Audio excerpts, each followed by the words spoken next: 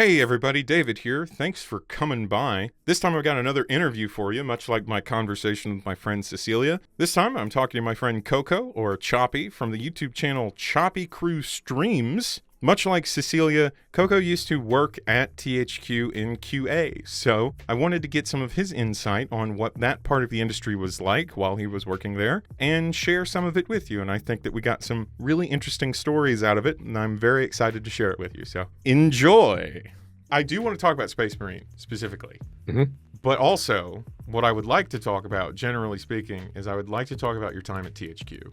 Maybe not your whole gameography or whatever. I want to know about what it's like working in QA, what the behind the scenes is like. Have you seen something that like the rest of us didn't see? I mean, I'm sure that's true. It's on some level, but a fun one.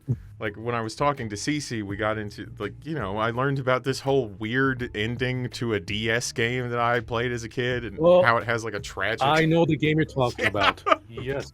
Drawn to life. Yep. Oh, I love that game so much. I actually have one of the original cartridges that has that ending. Wasn't the original one this marvelous? Yes, the hands in the grass and the car on fire. And like I played that game when I was, I don't know, that came out in like 2009. So I was like 14, 15 at that time. Like maybe a little old for Drawn to Life. Oh, not at all. I was in my mid to late 20s when I was playing it. I loved it. It has a really cool, like, gimmick to it. I remember enjoying it. I never finished it because I had a DS flash cart. I'll say the same thing to you I said to her, which is, sorry. Hey, I don't care. Just have fun with the game. I was one of those kids, so I was, like, jumping around from game to game constantly. And, like, if something didn't hook me, I didn't finish it. So I never finished Drawn to Life despite liking the idea. And I think it was because of how much dialogue there was in Drawn to Life. Like, there was a lot of story in Drawn to Life. Yeah. Yeah, no, I don't blame you for that. But I would say that the original ending was more lore accurate, especially with that one character who was like half shadow, half normal. Mm-hmm. Turned out to be a reflection of his sister who was like half burnt from the accident. Right. Yeah, it's hilarious that they had to change it because a lot of angry parents called in. Yeah, I think the thing that like kind of shocked me the most is the way that Cece told the story. It sounded like that happened like a year or two after the game came out. So like there was a little bit, it was just out there and fine. And then you started to hear from people who were like, my child has been traumatized by Drawn to Life for the Nintendo DS. Yeah, we got, like, I don't know if it was a year or two. I thought it was sooner than that, but we did get a lot of calls about that. And we were all blown away. And then like our first response was, the game is meant for 12 and older. And like every parent that's complaining is like their kids are like 10 and under. Not that it really matters, but just saying. Mm-hmm. You fire back an email, it's like, actually, allow me to refer you to our partners at the ESRB, who have recommended. If you were a good parent, you wouldn't have noticed. This is rated E10 plus for comic mischief, ma'am. So, really, you only have yourself to blame. Yeah, my stint at THQ was about like 4.5 years-ish, on and off. Let me see. I would just like to dispel some misconceptions about QA. Sure. You don't work from home. Well, especially not at that time, right? I don't know, like even nowadays, I couldn't imagine any QA working from home because the risk of leaks is far too great. They have to keep everything in-house. Even then, like whenever like janitorial staff came by in the office, because we would do late night shifts. Sometimes we have people working on the team like in 24-hour shifts. Like we had a day shift and a night shift, and we had to make sure the janitors, when they come by to clean up, they didn't see the monitors. And there were some who would just like kind of lean over on the cubicles, just staring at the game. Because, they're gamers too. They want to know if like, Stone Cold Steve Austin is going to be in the WWE game. Right. Which was a question one of us got. It's like, I can't tell you. Just get out of here. Go do your job. Did they face scan him this year? Does he not look like a weird doll? It's like, I just work here. Just go away. Like we can't, we couldn't say anything about the game, even though sometimes we just so desperately wanted to. The culture was like in just in the video game industry at all, like QA, we're like the bottom of the bucket. It was like the most fun job I've ever had and the most stressful job I've ever had in my entire life. And and I've worked in factories. I've worked in like steel cord factories and water heating factories. Nowhere near as stressful as QA work, because after each project, it's like you're working on contract. So every time whatever game you're working on is done, you either get signed on to a new contract for another game or you're out the job. Ugh. So while we're always trying to say like, oh, we work as a team, it became very competitive. Oh yeah. Where everybody's against each other because we all wanted to keep our jobs. Right. Like, and I'm sure that on some level, I have to assume that like corporate leadership is like, this is beneficial for our bottom line because it's dog eat dog down there, and those little boys in QA, they're gonna fight for those positions. Oh yeah, absolutely. At the time, this was maybe 14, 15 years ago, EA got into trouble for forcing their QA testers to work overtime without paying them overtime work, which is illegal. Oh, yeah, that seems bad.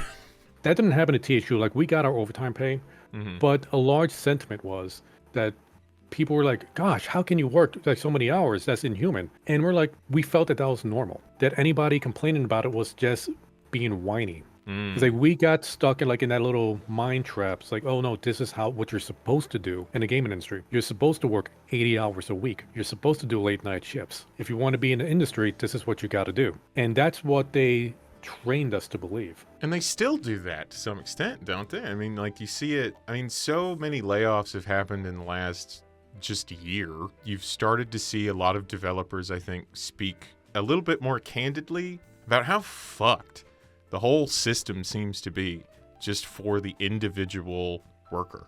Like, not even getting into the idea of like union protections or whatever, which like a few people have, like some small percentage of people. But like the idea that anyone, that a company as large as a THQ at that time even, I mean, for God's sakes, you guys made how many SpongeBob SquarePants games? You had to be raking it in, right? Oh, yeah, at one time, we were like the third largest third-party publisher in the gaming industry.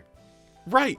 And like the idea that they would have anyone working contract to contract is absurd. Like, that just seems so irresponsible on the part of the company to like hold people that way. But then not only did they do it, but they like convinced you guys that it was this is just how it is. This is how this industry works. I guess it could be better, but don't worry about it because this is how it is. That, to me, I can't get over it. Like, it makes me angry for you, which is like, I know nobody's asking for that, but like it pisses me off from like I am also a working class guy, and I fucking hate that so many of us end up in those sorts of situations at one point in our professional life or another. We just get jerked around by people who make easily 4 or 5 times as much as we do. And for what? For what? It's just to perpetuate that they can make 4 to 5 times as much as we do. Yeah, like crunch culture is like it's huge, still is huge, but back then was expected in the industry. And you would see like documentaries on like older video games studios that like with Nintendo, you have people sleeping underneath their desk. Mm-hmm. You know, they'll wake up and just get right back to work. And not just in video games. I heard that studio, like Pixar, they will do the same thing. It's like people just sleep in their offices, wake up, go to work, and then like work for like 14 hours, get something to eat, go to sleep in the office. It's like a lot of these businesses are like that. And the bigger you get, like with THQ, you don't really need a lot of qualifications to be a tester. There's a lot of people that want to be a tester, and all you really need is a GED. And if anybody, like if you're a gamer and if you knew that there's a studio where you live or near where you live that are hiring QA, like we get hundreds of applications. So if you get burnt out, well, here in Arizona, we have that right to work law. They could just let you go. Yeah. No questions asked. Well, you're gone. We'll just replace you with somebody else. So we're busting our butts for like $9 an hour. Wanted to do the overtime because we needed to pay rent. So on average, I'm working 60 to 80 hours a week. Like a lot of people like to say, well, the reason we got to do crunch is a problem with management. And that's not always the case. Because I've seen what happens to games. Like, we say like, oh, the game's not ready, just delay it. Just wait till it's good. Sometimes delaying a game could ruin it, depending on the game. I don't want to go through like my entire backlog games. I'm just going to talk about the very first one I worked on. Sure. Juice 2, Edge of Control. It was a racing game. Okay, let me Google this. What system was this for? It was on the 360 and PS3. 360. I gotta see what the... Oh, this looks good. If you do want to play it, get the 360 version, not the PS3. I'll explain later. I'm sorry, Coco. The fucking subtitle on this game is Hot Import Nights. Okay, that is an actual racing event. Is it? Okay, Juice 2 is based off of like a lot of drift racing. And those like Hot Import Nights was a racing event where cars would just drift around the track. The models you see there are actually models that attend those shows. Huh. In fact, and oh, this pisses me off so much because I could have been there. Our entire QA staff, the ones working on the game, got invited to one of those events. And, got to meet, some of the drivers and the models. Like the one you see in the box art, she was like the key model and everybody got to meet her except me. Because one of my friends was supposed to give me a lift and he forgot to pick me up and didn't realize till after he got there. He forgot to? That sucks. There was problems with the game because the developers wanted to do one thing with the game and the marketers wanted to do something else. One of the key features in the game is like, beat my DNA. Have fun with that as much as you want. Thank you, I definitely will. And it was essentially how you race. You get like special experience points on how you race. Like if you crash a lot, if you're really aggressive, if you're really smooth at drifting, if you like to use your boost, all this stuff keeps track of what you're doing. So your friends could download your profile or your DNA and race against that character. Like it's not a ghost. Like it doesn't copy exactly how you drove in that track. It just mimics your driving style. Really? It's like Drivatars before Drivatars. Yeah, well, I don't know what Drivatars is, but I'm going to say yes. I think that's basically what Microsoft called that in Forza. It's the same idea, I think. Remember you said that, okay? Just remember you said that. Okay, all right. All right, so the developers wanted actually to make a rivalry system. Like you get like driving rivals. You hire other drivers to be on your team and you do like a rivalry system. Marketers didn't want that. They wanted to focus on the DNA. So they're trying to work on both. And development gets delayed because they really wanted to do that rival system, but they're putting so much work into the DNA system, they can't get both of them out in the same time. So they have to like cut the rival system or cut a lot of features out of that to get the DNA. And eventually we needed to delay. We delayed a couple times. Whenever you delay, like this, I don't know if this is still an issue, but do you know where your disc come from, your gaming disc? Like who prints those out? No. Because THQ doesn't print them out. It goes to another company, and they take orders from every single publisher or developer who are trying to make, print out the disc. Mm-hmm. And you need to schedule a time to do it. And if you miss your appointment, you're not getting your deposit back. Ooh. And you need to schedule again and hope you get it like at a good time, like the holiday season. So when a game is delayed, they just lost that. And they're hoping they could find another time slot to get their disc printed out. So that's one reason, delaying could hurt a game. Because you could delay it for a little bit, but if you can't get the disc printed out in time, you might have to delay it even more. But now, day one patches kind of solves part of that problem. We didn't have that back then. But when we finally got our final release date, after a couple delays, guess what game was going to come out like a week or two after that? Oh, God. What is it? Forza. I think it was like the first one coming out on 360. Damn. No, wait, no, it had to be the second one. Well, one of the Forza games came out. Mm-hmm. And if you're a racing fan, you got a 360. Which game are you going to pick up? This new game you never heard of, or Forza?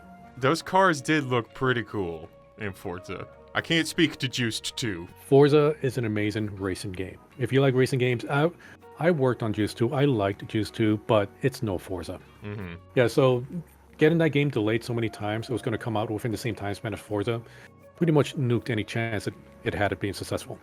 Now, to go back to what I said earlier on why you should get on 360, not PS3. Mm-hmm. Do you remember the really big push Sony had with their PlayStation and why it's so advanced? Was it the cell processor? Yes. Yeah! I'm gonna have a fridge that will make my PS3 more powerful. Do you know how the cell processor worked? No. Neither do most developers. Sick. It's like a lot of the early PS3 games were trash because nobody knew how to work the cell processor. Mm-hmm. Neither did the Juice 2 guys. You know what the 360 had over the PS3? More RAM. Oh. More system memory. So they had 256 megabytes of RAM. Wow. But the PlayStation 3 had 126. 126. 360 had 252. So when they was making the game, it was pretty unoptimized.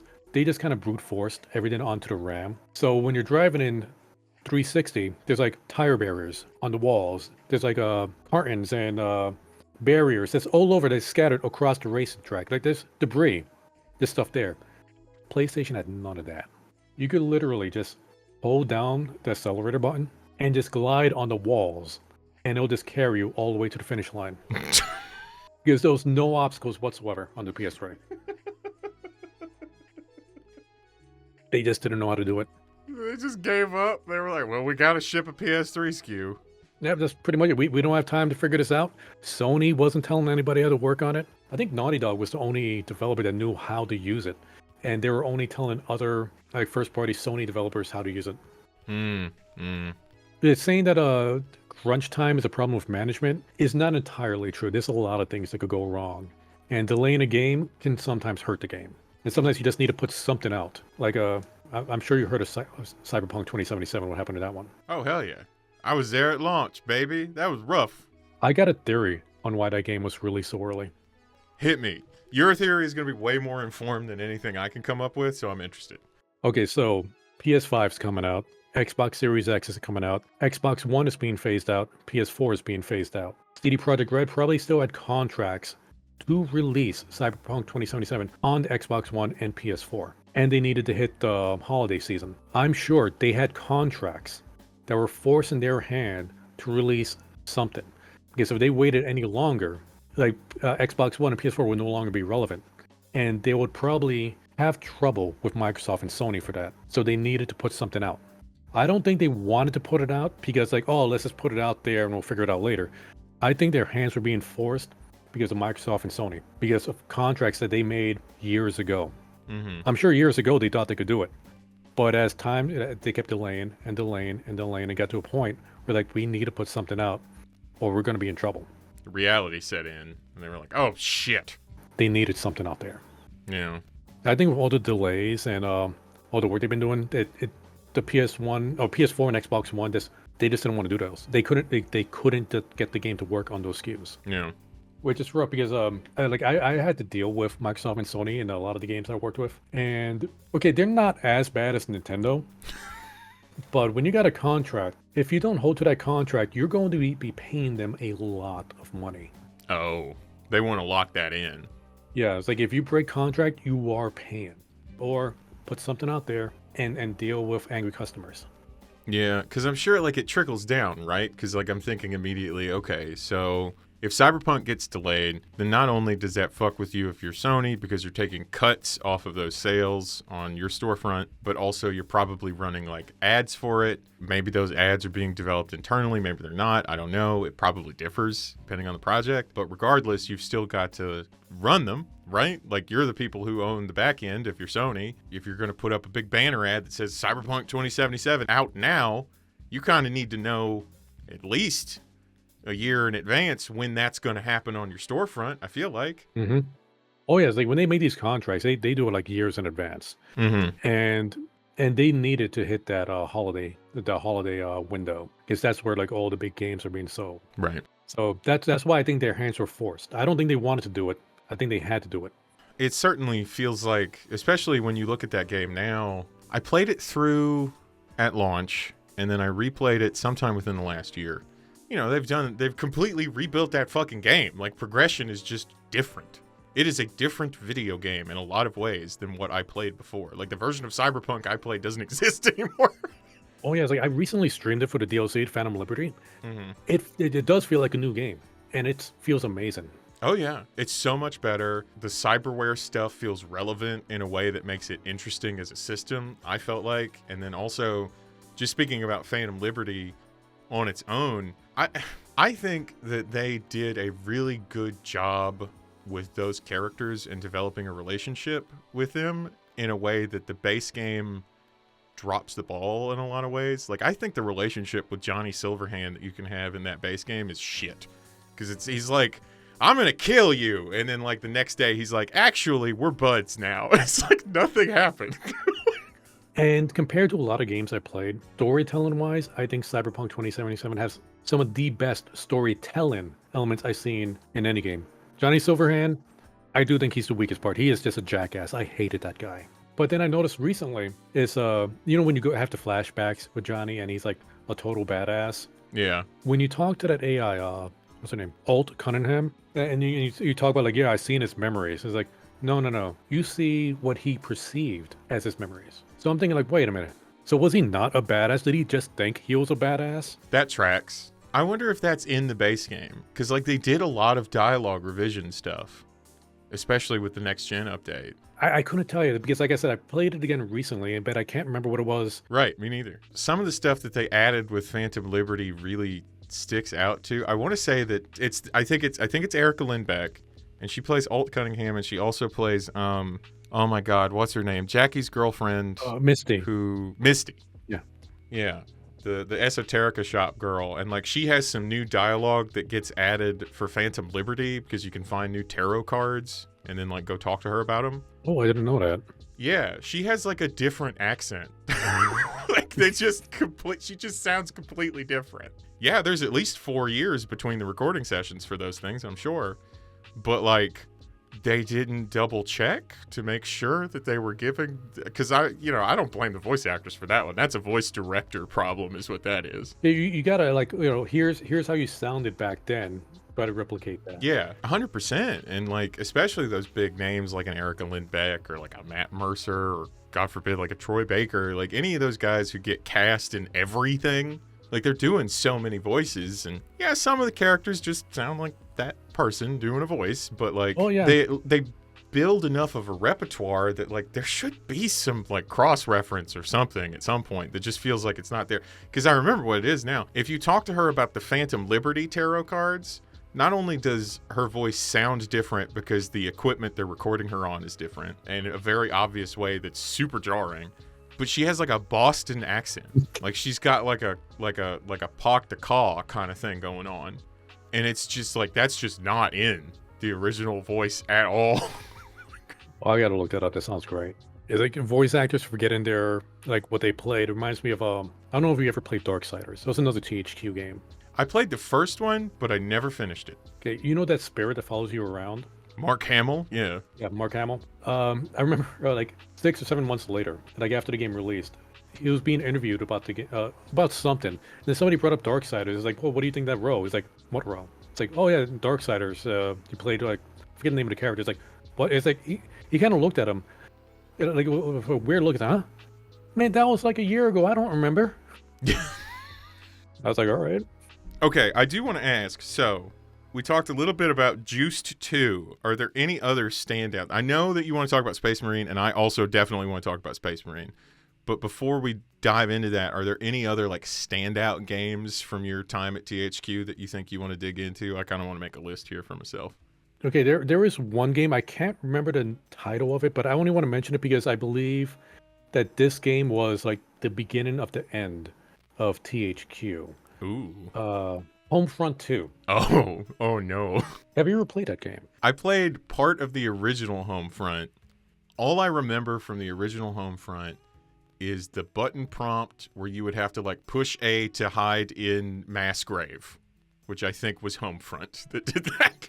So with Homefront, okay, it was made by a new studio. They were famous for making a mod for, I think it was Arma. Sick. And then they made their own studio. I think they worked on Frontlines, which was their first major game before Homefront. And THQ went all in for Homefront.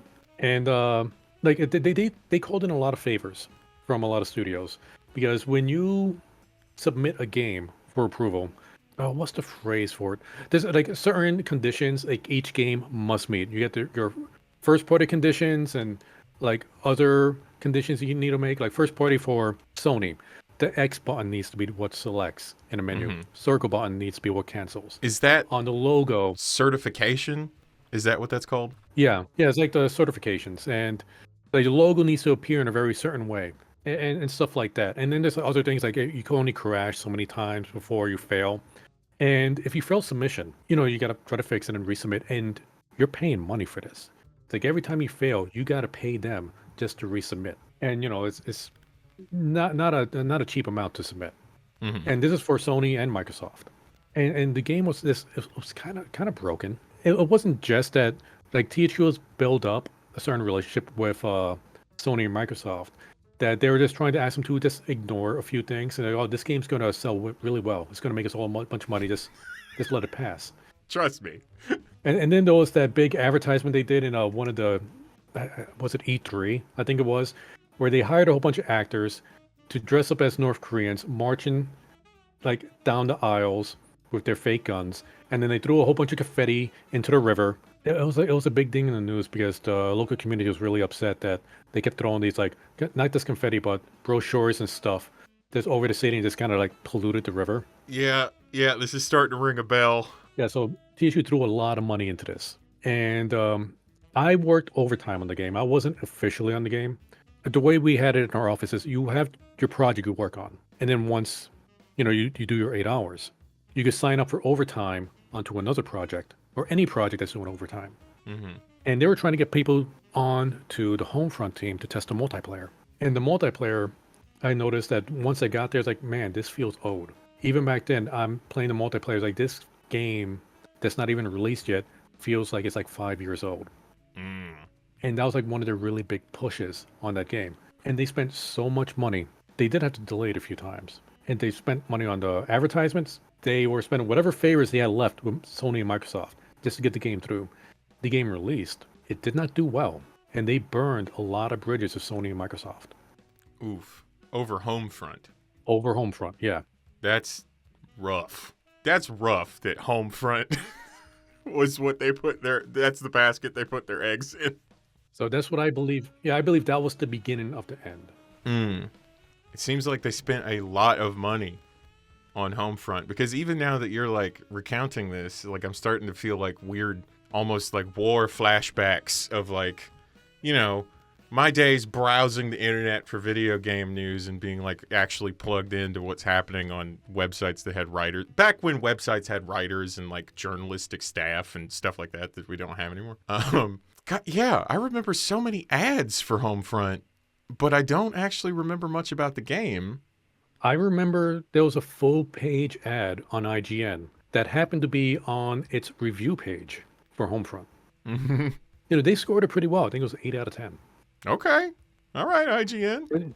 It's 8 out of 10 for IGN. So that could mean anything, especially when you have to add for the game on that same page. Right. I mean, right now I'm just like tinfoil hatting on that one. I'm just noticing it. Mm-hmm. But going to Space Marine.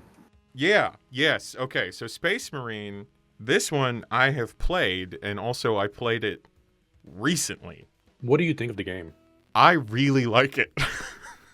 I really, really like it. It's very fun. It's snappy. The combat is fast-paced, and it's really action-y in a way that, like, I think what they were doing was they were like, we could do a Gears of War with this property. And then they did, and it was really good. And I like it more than I like Gears of War. Well, here's the thing. It does not play like Gears of War. Okay. Because a lot of people were comparing it to that in the office because, you got the really big, bulky characters like in Gears of War. Mm-hmm. But there's no cover system. There's no cover system. Yeah, you don't hide it behind chest-high walls, and there's a lot of melee. Right. It's like pushing you up into leagues of grunts. And that's why I like it more than Gears of War, is because Gears of War to me, and really any cover shooter that we could pull as an example, to some extent, it feels like even when you're in control of combat, it is a war of attrition, especially on higher difficulties. Like, God, I've been playing the Mass Effect trilogy again, and 2 and 3 really are just kind of okay cover shooters. But like Space Marine saying, no, you have a melee button, you have a sword or an axe or a hammer or whatever you've got on this level. Go, get up in there. If you're hiding, you're a coward. I loved that. I loved the like constantly having to do stuff. I loved the length of the game. It's like 7 hours or something is what it took me to play it. And I just played it on normal, I think. Yeah, it doesn't overstay its welcome. It really doesn't. I also kind of like that. Well, I have mixed feelings on this one aspect, which is I don't know jack nor shit about Warhammer. Either Warhammer Fantasy or Warhammer 40K. I don't know how they are or aren't related. To me, I'm still sort of perplexed that there are two separate properties, both called Warhammer. All right, so my question is, like, yeah, for you, like, you don't know anything about Warhammer. Basically nothing.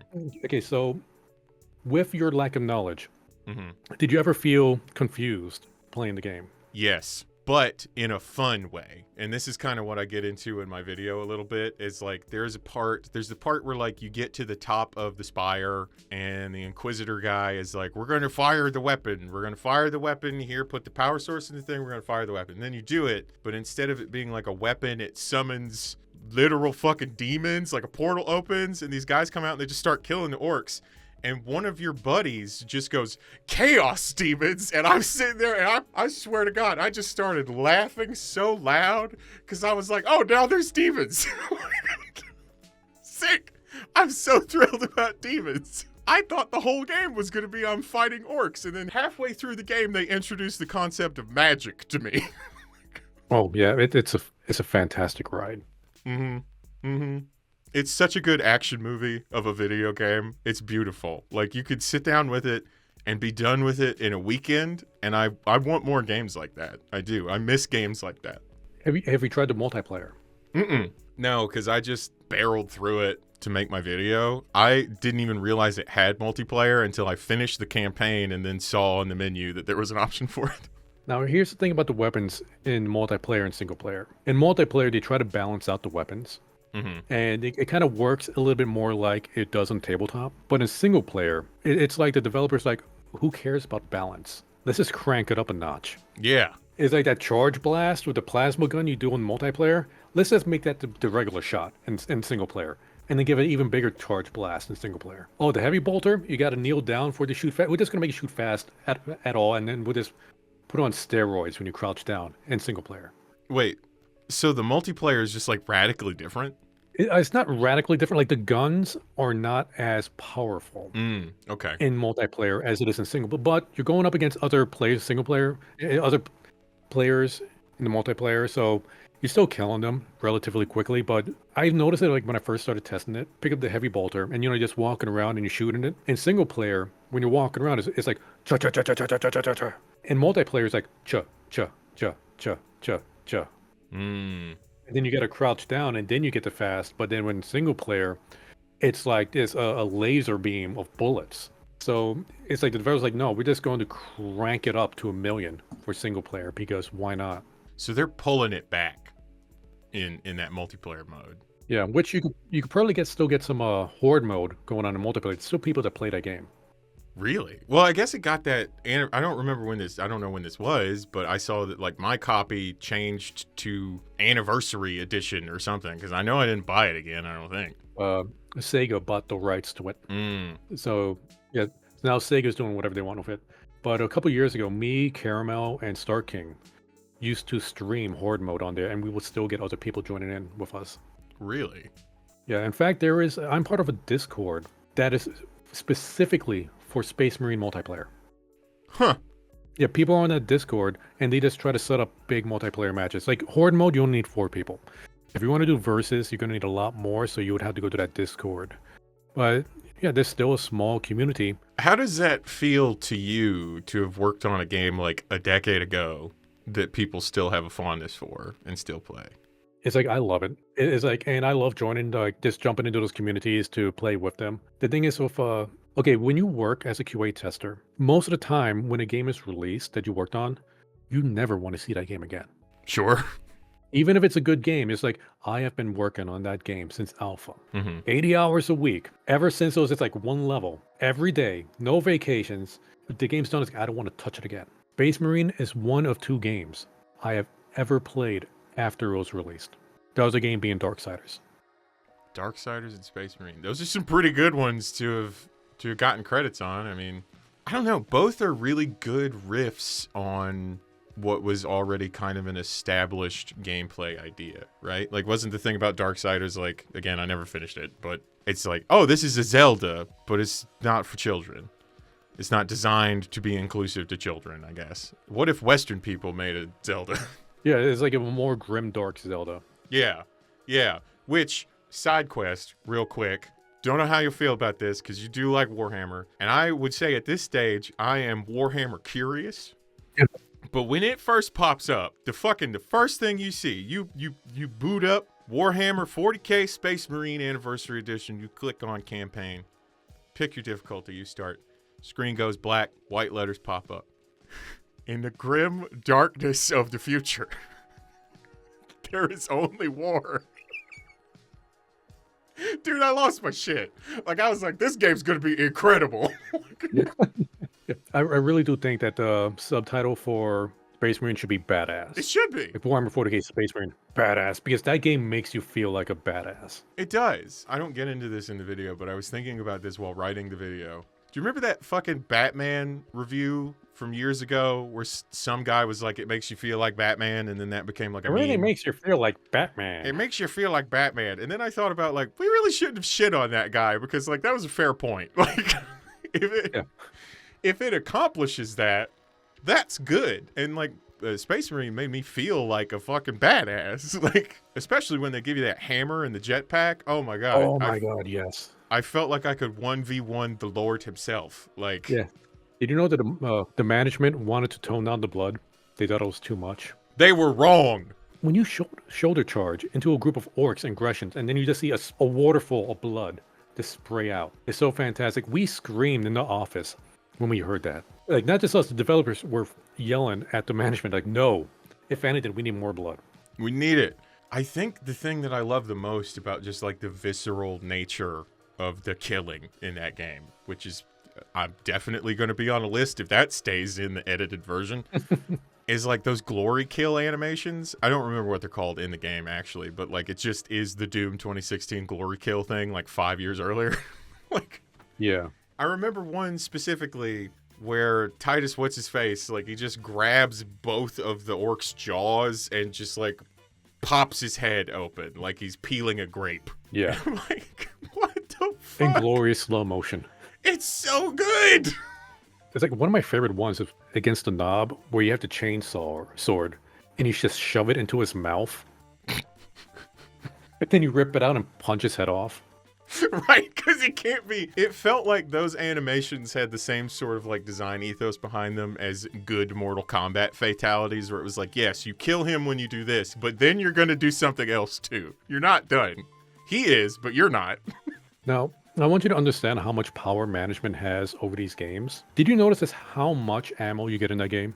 Just how ridiculous. You just come about an ammo stash and then 10 feet away, another ammo stash. I hadn't really noticed it, but now that you're saying that, I'm like, yeah, I never really was wanting for ammo. Like, I was constantly able to use, like, the two guns I came to rely on. Yeah, it's because a lot of people in management play these games, and they're really bad at the games. It's not just Space Marine this happened with. This also happened with Stalker. No, not Stalker. It was from the same team that did Stalker. My mistake. It was Metro.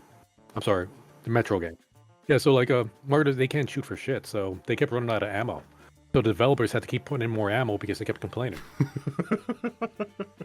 But while, you know, us gamers, we're like, oh, an ammo stash. 5 feet later, oh, another ammo stash. Why? I already filled up. Well, now I can reload my bolter again. They also cut out a lot of walking elements because marketers thought, why am I walking? Why are they talking? We don't need this lore. We don't need this story. Just cut that out. Yeah, there was a lot more story. Well, not a lot more, but there was some more story and lore and conversations in the game, but marketers thought like, nah, let's just get them straight into the combat. They don't need to hear this. I wonder how I would feel about that. Because it's like, it's such a strange what if, because like I'm in this precarious like middle perched position where I'm like, I think that game had the right amount of story to like hook me, knowing that it is a much bigger universe, that I'm like, okay, I'll investigate something else at some point, right? But also not feeling like inundated. Like I didn't feel exhausted by proper nouns, which I think is a problem that some games have.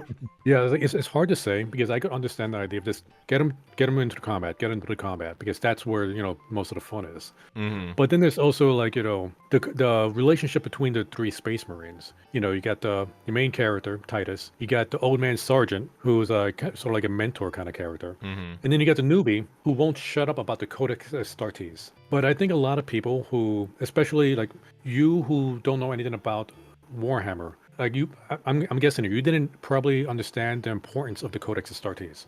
I mean, context clues kind of made it clear to me that like it's a thing that they value. But I mean, by the end of the game, what's the line he says? It's like such a sick bird. It's like the Codex Astartes is a set of rules set to guide a Space Marine. The test is to know when to follow the rules and when not to, and you have failed. And then he walks away from that little pale-faced motherfucker, and I'm like, man, that's so good. But yeah, no, I don't know what the hell that is. Yeah, it's well, I don't want to get too deep into the lore, but it is like a set of rules that the Space Marines follow ever since the Horus Heresy, which is the great civil war that happened in their Imperium. Space Marines fighting Space Marines. The Codex Astartes is created to make sure that something like that never happens. So, because if the entire thing about being a Space Marine is you don't fight for yourself. You fight for the Emperor. Everything you do is for the Emperor. Right. I don't know who that is, even at the end, because, like, every time you die, he says, like, some weird poetry bullshit about living his life for the Emperor. And, like, I get it. Like, he's some sort of faceless god king somewhere else that, like, none of us have seen is the impression I get. But, like, I don't know what the context of that is. I don't know what power that person has other than I guess they sort of look at him in, like, a religious sort of way. But that's it. Like really, all of my knowledge about Warhammer that I've gained from this game is kind of based on context clues. Like, I may just not be correct. I mean, you're not too far off. Like, he is worshipped as a religious figure. He's also kind of sort of like a corpse sitting on a throne. He's kind of dead, but not. There's a lot there. Oh, I like those. Planescape has one of those. Did you know that management knew that the game was going to fail? Did it fail? It didn't hit the numbers they needed it to hit. Like, it wasn't profitable enough. I don't know if it was profitable. It was like Relic. They were the developers of the game. Right. They made the Dawn of War series. I love the Dawn of War series. Like, I didn't know anything about Warhammer. Like, I played Dawn of War 1 and all their expansions. They're all based on Warhammer 40k. I still don't know anything about Warhammer except that orcs are funny. And I really like playing orcs. And then, they made this game, which I think is like the first shooter game, the first third-person shooter. Yeah. It was like the first thing they'd done that, because I looked this up during the writing process. It's like the first and maybe only thing they did that wasn't like some sort of strategy or RTS adjacent thing. And like that, realizing that was their history made the game click for me in a way, because I was able to zoom out on the story and be like, oh, so to them, this is like something that's just happening in a campaign of one of those other games that they're making. When I started thinking about it that way, I went from not enjoying myself to like really enjoying it. And I don't really know how to articulate why, but something about that like mental gymnastics, I was like, damn, this is good. Yeah, and like that team, like they really respect the source material. It's like, I think for a long time, they were the only developers making games for 40k, or at least the really big ones. But since Space Marine didn't do too well, that kind of hurt them. And, well, I don't want to go too deep onto like what happened to Relic. Like, they're no longer a thing. Like, after Dawn of War 3, they kind of shut down. Right. But management knew Space Marine wasn't going to sell well. And I think it's because they did a poor job marketing it. Like, I don't remember much marketing going on for the game, aside from some YouTubers talking about it. Like, Total Biscuit was talking about it, and I think he was like the only one talking about it. Well, him and Angry Joe, but I don't remember a lot of commercials for a Space Marine. That's weird, because to me, I remember hearing about it. I don't know if it was X-Play or just something else on G4, but I remember it being something that I encountered through G4 programming. That I was like, oh, this game exists. And like, I didn't play it back then, obviously, but I remember that. Like, there's some sort of seed in the back of my head that's where that entered my like awareness. And just FYI, if you ever decide to get really deep into the Warhammer lore, this is kind of like not accurate to the Ultramarines lore. Like, Titus is not a character in an actual universe. Okay, I wanted to ask this question, and this is 100% a lore question, but like, okay, so the game's called Space Marine, right? And many times within the context of the campaign, other characters and the Space Marines, the three that are on the ground, refer to themselves as Space Marines. But then sometimes they call themselves Ultramarines, which is way funnier, I think. What is the difference between those two terms? Okay, Ultramarines, that's their military faction, kind of. Like, all Space Marines belong to like a chapter, is what they're called, chapters. Like, Ultramarine chapters have like 1,000 Space Marines. You also run into Blood Ravens, like they're the guys in the red armor. You only see them like for a brief time on the bridge. That's actually a custom faction that Relic made for their Dawn of War games. They're part of the Blood Raven faction. If you see guys in yellow armor, they're probably part of the Imperial Fist faction. So you have all these different chapters of Space Marines that kind of, they're all Space Marines, but each chapter kind of focuses on a different thing. Ultramarines, that's Game Workshop's poster boys. Okay, so those are like the blue armor. Yeah, the navy blue, Ultramarine blue. If you buy the paints from Game Workshops, it's called Ultramarine blue. Sick. And yeah, they're like the we're good at everything chapter. But Titus, like he's a captain of the second company, which is not true in Ultramarine lore. They made that character specifically for this game as like an Elseworld kind of thing, so they didn't kind of mess up anything going on in the current 40K lore. So you're telling me that even though there are all these different factions of Marines and stuff, that they still couldn't be like, and this guy who's part of the Ultramarines, and like define him and that not contradict something else? Is it that well defined? Yeah, I could. Damn. I could. Okay, there's 10 companies in the Ultramarine. Well, most Space Marine chapters have 10 companies. I could bring up a list of every captain name for each company. I could tell you what each company focuses on. There's books, like a ton of Ultramarine books, and there's like codexes and stuff that you could buy and find out all this stuff. They go very well into depth on all this. So it's not like you would make a character and be like, this is my self-insert, this is my character that I made, and he is an Ultramarine, and he does XYZ.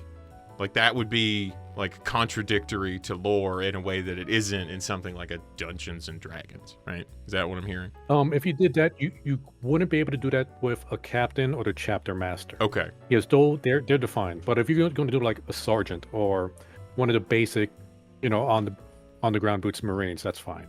Okay. It's like, and I believe with the Dawn of War series, Relic made the Blood Ravens as their Space Marine chapter, so they could do whatever and not have to worry about, messing up any other faction lore. That's smart. I think they were forced to do Ultramarines with the Space Marine game because Game Workshops really likes pushing Ultramarines. Mm-hmm.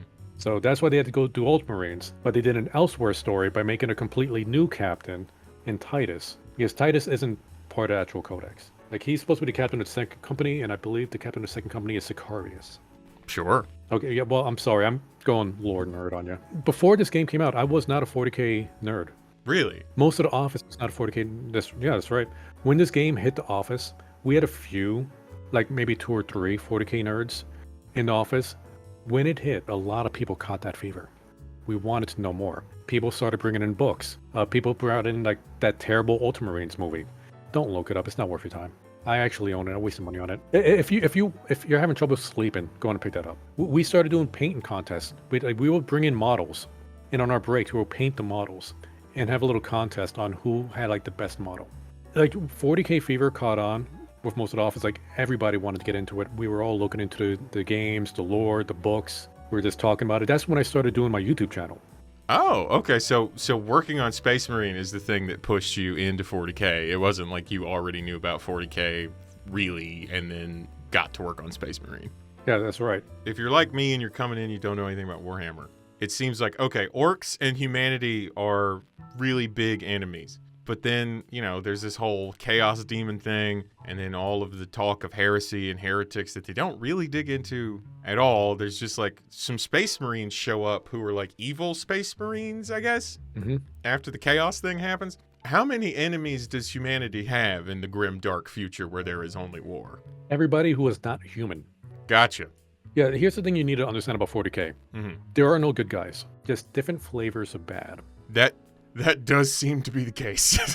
Because like, you think like humanity are the good guys. Oh no, dig into like the things they do, the politics they do, their xenophobia, their like the fascist government. Everything about them is bad. Oh yeah, it's ultra fascist to the point where like, you land on that planet, whatever it's called, Graia, whatever. And it's like, it's a factorium, and you start finding the audio logs, and like, you don't run into any characters that talk about this, but you pick up the audio logs where it's like, I learned that it seems like there's just like entire populations of people who spend their entire lives working in factories to the point where that's their culture. And I'm like, that's horrifying. That entire planet is designed to be a factory planet. Oh my God. Everybody on that planet works on making weapons. For the all of the war in the grimdark future. Yes. So is it called Warhammer 40K because it's like the year 40,000? Is that how far we are in the future? Is that what that is? Yeah, it's like I think as far into the books, and I didn't. This probably changed recently. It was like it'll be like the year 39,999. Oh, okay. But recently, something happened where they actually pushed past 40K, so now we're in 40,001. Good for them. I'm glad that they're growing, the storytellers. Let's get one more in if we can. Okay. We've talked about Juiced 2. We talked a little bit about Homefront. We talked about Space Marine. Can you give me one more? What's another one that you tooled around on that you might have a couple of stories about? Let me think. Back in the office, I worked on this project called, I forget what it's called. It was a tablet. THQ made its own drawing tablet for the Nintendo Wii. Oh, that's what killed you, right? Oh, it definitely hurt us. Very, very, very bad. Mm-hmm. And we're going back and forth with Nintendo on the design. And it's so hard to please Nintendo. And, we made a few games. We made Pictionary, Dude's Big Adventure. That was the game I worked on, Dude's Big Adventure. Me and Caramel, I think that was the first project we actually worked together on. Mm-hmm. I got a little bit of detail on Dude's Big Adventure from her, but not a ton. Yeah, like I like the game. Like it's more like a demo, like a platformer demo of what to do with the tablet. Mm-hmm. And the idea was THQ makes a tablet and will license it to other developers to make any kind of games they want for the tablet. Nintendo was all on board for this, and they really wanted to support it. And I'm not going to say Nintendo threw out this idea, but some people are throwing out the idea. It's like, hey, what if a new Mario Paint came out? What if a new Mario Paint came out? Yeah, and with the tablet, it's like, so THQ put a lot of money into the tablet. Nintendo insinuated they really, really wanted to, promote that. They didn't. But it wasn't much long afterwards where they, announced the Wii U. Oh, no! Oh, no! Look up an image of the THQ tablet. I forget the exact name of it. And compare it to the design of the Wii U tablet. And there's some similarities there. Oh, yeah. I mean, no LCD screen on there, but otherwise, they kind of just put a couple of sticks on that sucker, huh? Yeah. Woof. Yeah, it's like a kick in the nuts, that one. Yeah, I bet. Oh my god. Yeah, it does not help that it came in two colorways, white and black, and that the Wii U came in two colorways, white and black. That's such a small thing, but it's like, come on, guys, you could have at least made like a fucking blue one. Like, I mean, there's a little tinfoil on the head there, but hey, it's kind of hard not to notice. There are some similarities for sure. It's one of those things where it's like, good luck proving that in a court of law, but knowing that, like, you guys were showing this to Nintendo around, I don't know, when would you say this was? 2010, maybe? It was, like 2010, 2011, something like that. Right. So at that point, they're 4 years into the Wii life cycle. The Wii U debuts 2012, I think. So, like, that's pretty prime time to be like, I don't know, we should start thinking about the design of this next machine, huh? Yeah, it's, it was not a good feeling. It's, So, I just wanted to throw that out there. Well, on the positive side, if they didn't do a lot better with it than you guys did. Like, when you really sit and think about it. Like, they also almost hit it real bad. If the Wii hadn't been as big as it was, the Wii U would have been real bad for that company. I mean, a petty side of me is like, yeah, you that's what you get, but... Copied my homework, and this is what you get. Thank you so much for sitting down and talking to me. I really appreciate your time. Oh yeah, anytime. It's been a great conversation. I've learned a lot, and also being able to like share some real games industry information with people who think they know a lot about video games and then actually don't. And I am one of those people sometimes. I think it's good. My last question for you, and this is sort of a broad one, but I think it is relevant. Mm-hmm. So, like, similarly to CC, you've transitioned into a different part of that, like, field. Like, you're outside of that industry, but you're doing a similar thing somewhere else. Yeah, it's actually less stressful than the video game industry. I bet. And that's kind of what I want to ask you about to close us out here is, like, notoriously this past year has been absolutely dreadful for people who work on video games, between acquisitions and layoffs and just people getting kind of sold around like cattle, is what it seems like from the outside looking in. And I wonder if you have any opinions or thoughts that you would like to share with the general audience around the idea of like just how rough it's been. Like, does that inspire anything inside of you at this time? With what's been going on with video games, and it's not just video games, but tech in general. True. Because yeah, there has been a huge boom in tech the past few years that's been dying down because, as you mentioned, the pandemic. It's not going to get any easier for video games. But I do believe that indie games is having a really big come up. The AAA and the god-awful quadruple A games, they're failing. A lot of them are failing. Right now, the biggest games are more AA and indie. If somebody was just trying to break into the industry right now, I don't know what your position is, but I think going more the indie or smaller game route is the best way to go. Because right now, the big games, they are too big to succeed. They're spending far too much money on it, and they are not getting enough back. But if you are going to go into the AAA, just know it's going to be rough. And don't expect anything permanent. That's all I really have to say on that. Okay. Well, words for thought. Yeah, it's a harsh truth. Yes. Very much so. Yeah. Like it Yeah. is rough out there. I know for a lot of people, like video games sounds like a dream job. I know for me, that was a dream job. But in practice, it's rough. It is really tough to stick to it. Yeah. Even with all the passion in the world, it can be a difficult thing to break into, or if you do break into it, to go anywhere else, to move vertically, I guess, as they put it, to climb. It seems like it's very difficult. Very few people seem to get that opportunity. Yeah. I'm not bitter about it at all. Maybe a little. No, you're in a better, safer industry now. You got out. Yes, I'm in the government now. Much safer.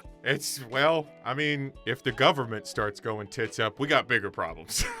I just work here. I don't make the laws. That's right. All right, man. Well, thanks so much. I'm going to click stop recording.